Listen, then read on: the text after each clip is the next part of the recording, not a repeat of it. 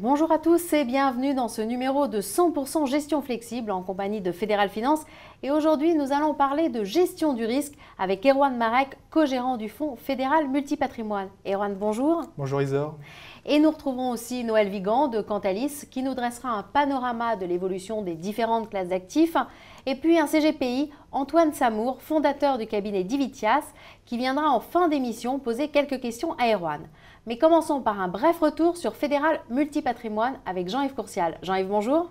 Bonjour Isor. Fédéral Multipatrimoine est un fonds de fonds flexible. L'allocation d'actifs s'effectue selon un modèle quantitatif de suivi de tendance. L'objectif est d'identifier les classes d'actifs et les zones géographiques les plus à même de générer de la valeur. L'équipe de multigestion de Fédéral Finance identifie ensuite les fonds permettant d'optimiser ces tendances. Fédéral Multipatrimoine intègre également une gestion du risque qui vise à limiter l'impact d'une baisse potentielle des marchés. Et sur ces derniers points, Isor, je vous laisse poser vos questions à Erwan Marek. Jean-Yves, merci. Alors Erwan, vous me confirmez que vous incluez la gestion du risque dans Fédéral Multipatrimoine ? C'est l'essence même d'un fonds flexible, d'offrir une performance régulière dans le temps, dans un cadre de risque très modéré. Alors justement, quelles sont vos solutions pour à la fois réduire le risque et limiter l'impact des marchés ? Alors nous avons 4 mécanismes au sein du process de gestion pour limiter justement ce risque. Le premier point, c'est la flexibilité. La flexibilité qui est assurée au sein de Fédéral Multipatrimoine par un modèle d'allocation quantitatif systématique basé sur le suivi de tendance. Le principe est simple, une classe d'actifs est sélectionnée au sein de l'allocation du portefeuille si sa tendance passée sur les 1-6 mois passés est positive. Si sa tendance passée est négative, cet actif sera exclu de l'allocation du portefeuille. Vous avez dit qu'il y avait 4 points, quel est le deuxième ? Le deuxième, c'est l'introduction de la volatilité dans le process de gestion. Après avoir défini l'univers des classes d'actifs sélectionnées ayant des tendances positives, le modèle va combiner l'ensemble des classes d'actifs sélectionnées avec leurs tendances positives et leur niveau de volatilité afin d'offrir à l'investisseur le portefeuille ayant le meilleur ratio de Sharpe, le bon compromis entre performance passée et niveau de risque. Une autre solution ? L'autre mécanisme de sécurisation, ce sont les supports d'investissement sur les différentes classes d'actifs. Fédéral Multipatrimoine ne va pas investir sur des lignes directes, mais via des OPCVM sélectionnés par l'équipe multigestion, avec 2 atouts sur la gestion du risque. Un, la diversification très nettement supérieure à des lignes directes par un gérant, on va dire, discrétionnaire, traditionnel. Le deuxième point qui est important, en cas de retournement de marché, l'arbitrage entre les différentes classes d'actifs sera rapide et pas limité par rapport à la liquidité des actifs sous-jacents. Et vous avez une autre solution encore plus concrète, je crois, avec un chiffre réellement ? Alors le quatrième point, effectivement, c'est un mécanisme de sécurisation de la valeur liquidative parce que nous avons considéré lorsque nous avons proposé et monté Fédéral Multipatrimoine qu'un niveau de risque au-delà de 10% sur une période annuelle n'était pas acceptable pour un investisseur. Mais pourquoi avoir défini un seuil de 10% de baisse ?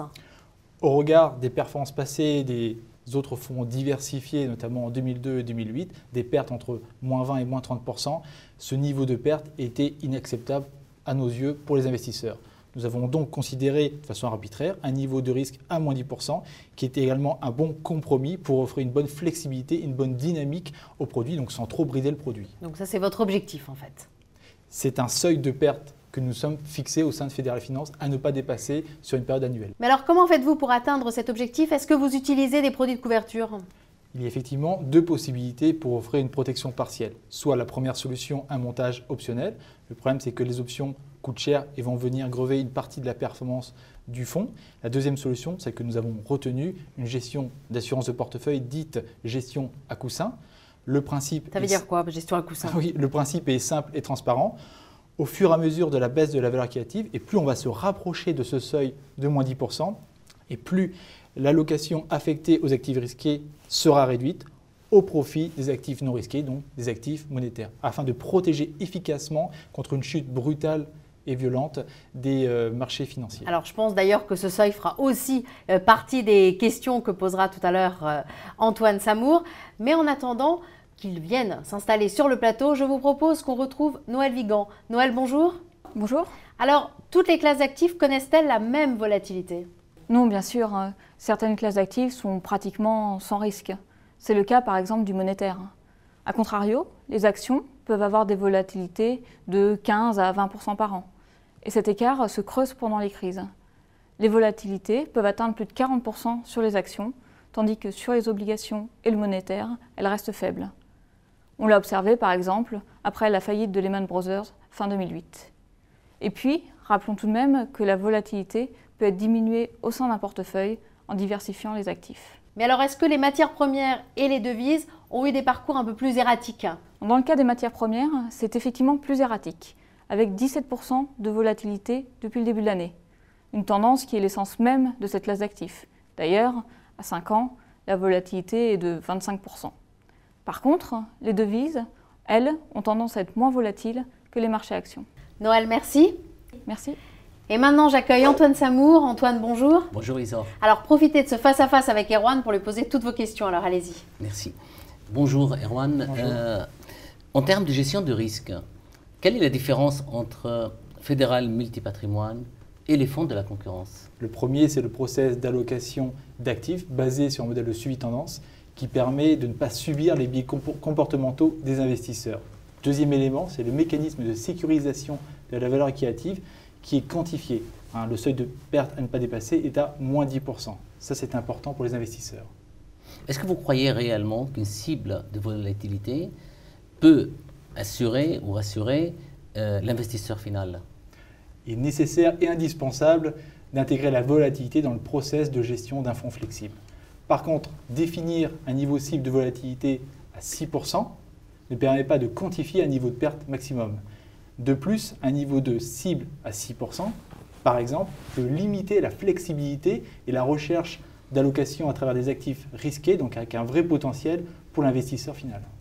Tout à l'heure, vous avez évoqué le seuil de moins 10%. Ce seuil de moins 10% est-il garanti? Ce seuil n'est pas garanti. C'est un seuil que nous sommes fixés chez Fédéral Finance et que nous regardons tous les jours avec le process que je viens d'évoquer, une allocation dynamique entre actifs risqués et non risqués. Mais il s'agit d'un objectif de gestion, d'un seuil à ne pas dépasser sur un horizon annuel. Merci. Antoine, merci. Merci Isor. Erwan, merci pour toutes ces réponses et ces explications. Merci Isor. Quant à vous, je vous remercie également d'avoir suivi toute cette série d'émissions sur Fédéral Multipatrimoine et je vous dis à très bientôt.